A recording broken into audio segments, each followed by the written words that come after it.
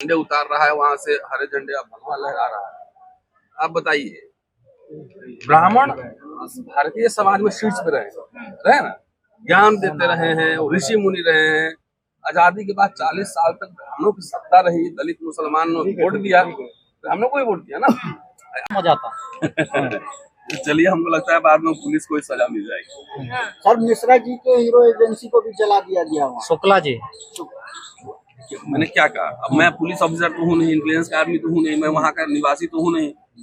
मैंने पहले ही कहा कि जब इस तरह का माहौल बनता है तो का रखवाली देने का काम होगा। बीजेपी आरएसएस के फिलॉसफी को अगर नहीं समझेंगे तो क्या भाई, बुलडोजर भी घर पहचान रहा है, पहचान के बुलडोजर चलता है, पहचान के इनकाउंटर होते हैं। तो मैं बार बार ये बात कह रहा हूँ, ये पूरा जो मामला है ये सब स्टेट स्पॉन्सर्ड है, स्टेट स्पॉन्सर्ड। कुछ लोगों के ऊपर हमला होगा, आप पुलिस को बुलाते रहिए, नहीं जाएगा भाई। आखिर हाथरस वाला जो मसला हुआ, आपको याद होगा ना, बाद में पुलिस सबको जला दिया। तो ये जिनको नहीं समझ में आता, खास तौर से हम दलित पिछड़ों को, खास तौर से दलितों को, कि अभी जो देश में लड़ाई चल रही है वो हिंदू राष्ट्र बनाम भारतीय रिपब्लिक गणराज्य की लड़ाई चल रही है। हिंदू राष्ट्र बनाम भारतीय गणराज्य की लड़ाई चल रही है। बीजेपी आरएसएस हिंदू राष्ट्र वाले का क्या मतलब? इनका किताब कहाँ से आ रहा है? उसमें क्या लिखा है? इसका शत्रु छोड़ दीजिए, आप बोलते। इसका शत्रु मुसलमान है, पहले क्रिश्चियन है, कम्युनिस्ट है, वर्ण व्यवस्था में विश्वास करता है। तो आप समझो कि जो वर्णाश्रम धर्म में विश्वास करता हो, जो मुसलमानों से नफरत करता हो, तो ये तो नेचुरल है। इसमें किसी को अटपटा क्या लग रहा है? जब प्रधानमंत्री मोदी चुनाव के दरमियान 100 से ज्यादा बार हेट स्पीच दिए कि नहीं दिए? मंगलसूत्र और मुसलमान और एक खा जाएंगे, लेक भाग जाएंगे। तो उस समय ये पंगु चुनाव आयोग नोटिस किसको दिया? वो बीजेपी के अध्यक्ष को नोटिस दिया। क्या प्राइम मिनिस्टर को नोटिस दिया? ये चुनाव आयोग है, चुना आयोग पब्लिक को चुना लगा रहा है। तो नोटिस दिया बीजेपी के अध्यक्ष को, जेपी नड्डा, और प्रधानमंत्री लगातार बोलते रहे। योगी सीधा हेट स्पीच देते हैं। तो जब स्टेट ही का, राज्य का स्वरूप ही ऐसा है, तो पुलिस तो उनके इशारे पे ही काम करेगी ना। इसमें कंफ्यूजन किसको है? मुझे तो एकदम कंफ्यूजन नहीं लग रहा है। लेकिन सबसे जो इम्पोर्टेंट इस मामले में जो हमने देखा है, वीडियो और वायरल हो रहा था कि भाई एक लड़का, कौन मिश्रा नाम है, गोपाल मिश्रा चढ़ के झंडे उतार रहा है, वहां से हरे झंडे अब भगवा लहरा रहा है। आप बताइए, ब्राह्मण भारतीय समाज में शीर्ष पे रहे ना, ज्ञान देते रहे हैं, ऋषि मुनि रहे हैं। आजादी के बाद 40 साल तक ब्राह्मणों की सत्ता रही, दलित मुसलमानों ने वोट दिया, ब्राह्मणों को ही वोट दिया ना। आरएसएस की एक धारा थी, एक सेकुलर धारा भी थी। तो कांग्रेस जो है 40 साल शासन की ना, दलित मुसलमान ने वोट दिया, ब्राह्मण प्रधानमंत्री बनाया। मुसलमानों तो नहीं कहा कि मुझे बनाओ पीएम, दलितों ने नहीं कहा पीएम बनाओ, कद्दावर नेता थे। तो जो ब्राह्मण ज्ञान देने वाला था, समाज के शीर्ष पर था, आरएसएस और बीजेपी की पॉलिटिक्स ने ब्राह्मणों को देखो दंगाई बना दिया। तो ब्राह्मणों को सोचना चाहिए कि उनको लेके कहाँ जा रहा है। दंगाई बना दिया ना। पहले तो ब्राह्मण पीछे रहता था, दलित पीछे डंडा लेके घूमते थे तो हिंदू धर्म की रक्षा करने। हिंदू धर्म के ठेकेदार के बच्चे ऑक्सफोर्ड, कैम्ब्रिज, हार्वर्ड पढ़ते हैं, इंडस्ट्री चला रहे हैं, और दलित पिछड़े डंडा लेके हिंदू धर्म की रक्षा करने जाते हैं।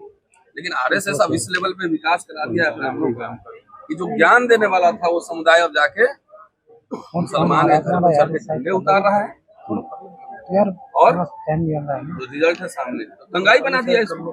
बिल्कुल भाई, मुसलमान के वोट से ही ब्राह्मण इस देश का प्रधानमंत्री बना। आरएसएस ने जैसे उसको एंटी मुस्लिम कर दिया, तब ब्राह्मण प्रधानमंत्री बनने का सोच भी नहीं सकता है न। 1-2 टिकट के लिए सब पार्टी में एडजस्टमेंट करता है। तो जो ज्ञान देने वाला था, जो बांटने वाला था, अब सुदामा बना दिया मांगने वाला। आगे देखिए, चाहे आरजेडी हो, चाहे सपा हो, बसपा हो, सब में टिकट ही तो मांग रहा है। मोदी जी एजेंडा सेट कर रहे हैं ना। ये बात अलग है कि आरएसएस का एजेंडा दूसरे तरीके से चल रहा है, हिंदू राष्ट्र बनाने का। तो हिंदू राष्ट्र जब बन जाएगा तो उसमें ब्राह्मण भी दंगाई बनेंगे। तो आपको दुख हो रहा है क्या ब्राह्मणों को लेकर? आपको दुख हो रहा दुख है? नहीं, हम समीक्षा कर रहे हैं, यही तो दिक्कत है हाँ, कि जो ब्राह्मण अपने आप को ज्ञान देने वाला कह रहा था अब दंगे में जा रहा है। तो ये सोचो, ये ब्राह्मण समाज समझे, दोनों लड़के ब्राह्मण मुझे दुख नहीं, ब्राह्मण समाज समझे ना कि उनके बच्चे क्या सीख रहे हैं व्हाट्सएप पे। जी, मरने वाला भी ब्राह्मण था, दोनों आरोपी जो स्टिंग ऑपरेशन में दिखाई दे रहे हैं वो भी ब्राह्मण है सर। वही तो मैं कह रहा हूँ ना। हाँ। मेरे कहने का मतलब क्या समझो कि ज्ञान देने वाला को आरएसएस बीजेपी की राजनीति ने उसको दंगाई बना रखा है। ये तो ब्राह्मण समाज को इसमें चिंतन मनन करना चाहिए। सर्व ब्राह्मण समाज जो मीटिंग होती है ना, उसमें इस पे चर्चा करें कि आज तो मान लो कि लोअर मिडिल क्लास का आदमी होगा, बहुत अमीर घर का नहीं होगा, हाँ, गरीबी है। गरीबी है ना। तो अभी तो ये लपटे जो है कहाँ कहाँ बढ़ेंगी कौन जानता है। रोज व्हाट्सएप यूनिवर्सिटी में आप नफरत परोस रहे हो, और वो तो खाली थोड़ी कि गांव का देख रहा है, वो तो अमीर भी देख रहा है। तो ये लपट जब अमीर ब्राह्मणों पे, बड़े लोगों पे पड़ेगी, तब उनको हिंदू राष्ट्र का मतलब समझ में आएगा। जी, थोड़ा सा नाराज, अरे यार कहाँ, थोड़ा सा कब पूरा नाराज है, थोड़ा सा क्यों नाराज, एकदम टक्कर लो, आओ बहस करो,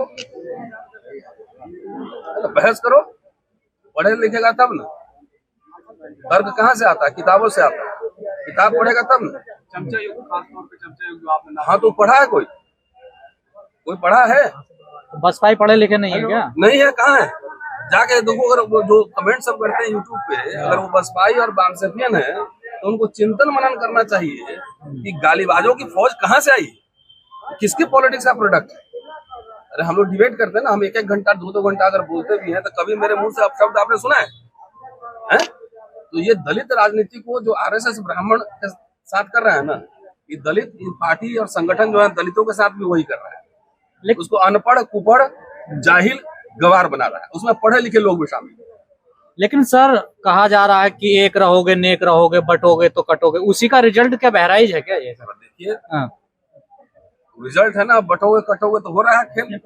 ये तो देखिए, दिल्ली शहर पे मान लो कि एटम बम गिरेगा तो थोड़े के 4 घर तो पहचानेगा कि नहीं, इसको इसमें नहीं गिरना है हमें।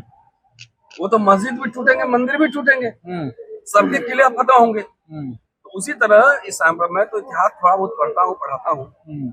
जब सांप्रदायिक माहौल बनता है, दंगे होते हैं, तो उसकी लपटें कहाँ कहाँ जाती हैं, और सबसे ज्यादा उसकी विक्टिम जो है आप देखिएगा महिलाएं और बच्चे होते हैं सर। है ना। हाँ, सुन लीजिए, तो ये जो माहौल आप बना रहे हैं, देखिए एक कहावत है, किसी को इतना मत दबाओ कि दीवार में चिपक भी जाए। दीवार में जब चिपक जाता है तो फिर उसके बाद पीछे जाने का जगह नहीं होगा, तो सीधे जो ना टक्कर मारता है। तो इतना आप घृणा फैला दोगे, वो भी राज सत्ता के संरक्षण में, तो अल्टीमेटली होगा क्या? अल्टीमेटली जो आप रोपोगे वही पाओगे। धान रोपेंगे, आप सोचेंगे कि उसमें से गेहूं निकले, ऐसे थोड़ी होता। बबूल रोपेंगे तो आम निकले। जो माहौल बनाओगे तो देख लिए रिजल्ट सामने है। वो दलित पिछड़े की खाली थोड़ी दंगा में जाएंगे, अब तो ब्राह्मण लोग भी जा रहे हैं दंगा। हाँ सर, वही दिल्ली में दंगे हुए तब दलित नजर नहीं आए, अब बहराइच में हुए तो वहाँ भी दलित। तो क्या दलित अब समझ रहा है, जागरूक हो रहा है क्या? नहीं, वो तो हो ही रहा है, उसमें आप लोग का बड़ा कंट्रीब्यूशन है। थोड़ा सा इस लेवल पे तो जागरूक होना ही चाहिए। बाकी जिनको जो क्यों अब मरने वालों की गिनती अब दलितों की नहीं आ रही है सर, दिल्ली में भी? आ रही है, नहीं आ रही, वो अलग बात है। लेकिन चलिए कम से कम ये समझ में आ जाए कि तुम्हारे लिए बाबा साहब ने क्या कहा था कि मंदिर जाने से आपका उद्धार नहीं होगा। आप अपना ध्यान जो है ना शिक्षा और रोजगार पर केंद्रित है, अध्ययन पे केंद्रित है। सवाल यह है कि हमारे दलित नेता भी आजकल शिक्षा रोजगार पे नहीं बोलते हैं, खाली हुआ करते हैं।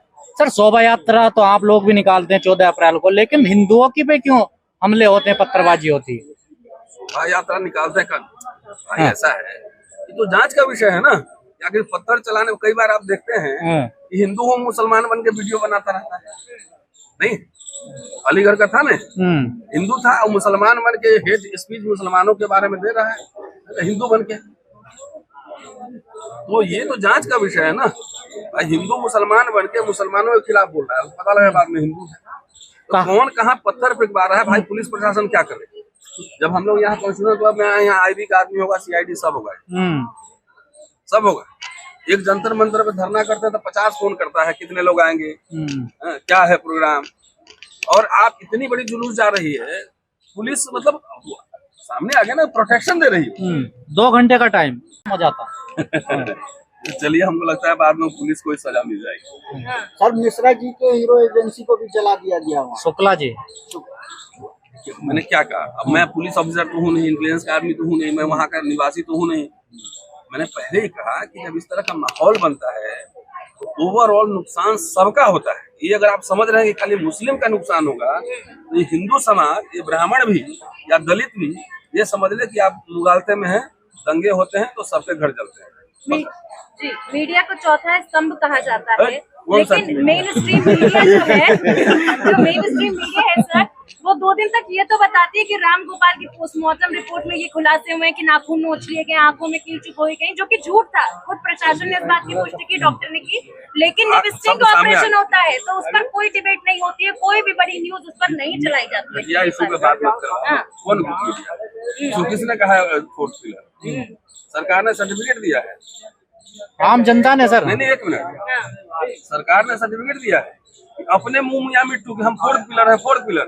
वो अगर फोर्थ पिलर है तो दलाल पिलर। अच्छा, और ये भारत में बहुत रहा है, बहुत पहले से भी रहा है, इसमें हमारा काम भी है और इस समय कुछ ज्यादा ही बढ़ चढ़ के ये आ गया है। तो फोर्थ पिलर बोलो, दलाल पिलर है। उस पर एक्शन क्यों नहीं हो रहा है? या आप जो हेट्रेड फैला रहे हैं, जो उन्माद फैला रहे हैं कि नाखून निकाल लिया और ये कर दिया वो कर दिया, वो तो क्रिमिनल एक्ट है।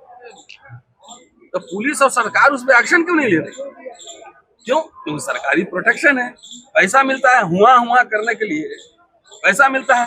2-4 हजार रुपया लेके कुछ मौलाना लोग भी बैठे रहते हैं वहाँ पे। मैं भी जाता था ना, पैनलिस्ट था, अब नहीं जाता मैं। भले आप लोग यूट्यूब पे बोल देते हैं, उतने में काम चल जाता। हम ये सब वहाँ जाए क्या करें फालतू जगह पे। 2014 के बाद एक आध बार मैं कहीं बुलाऊंगा, ये तो संविधानवादी जो लोग हैं इन हिंसाओं में क्या भूमिका निभाएंगे? जो संविधानवादी लोग हैं, भाई संविधानवादी क्या करेगा? बहस ही करेगा ना, लोगों को आगाही तो करेगा ना, विमर्श ही तो करेगा ना, तर्क ही तो करेगा ना, और क्या करेगा? डंडा लेके वहां जाएगा रोक नहीं? पता लगा दोनों तरफ से खा गया संविधान, हिंदू भी पीट दिया, मुस्लिम भी पीट दिया।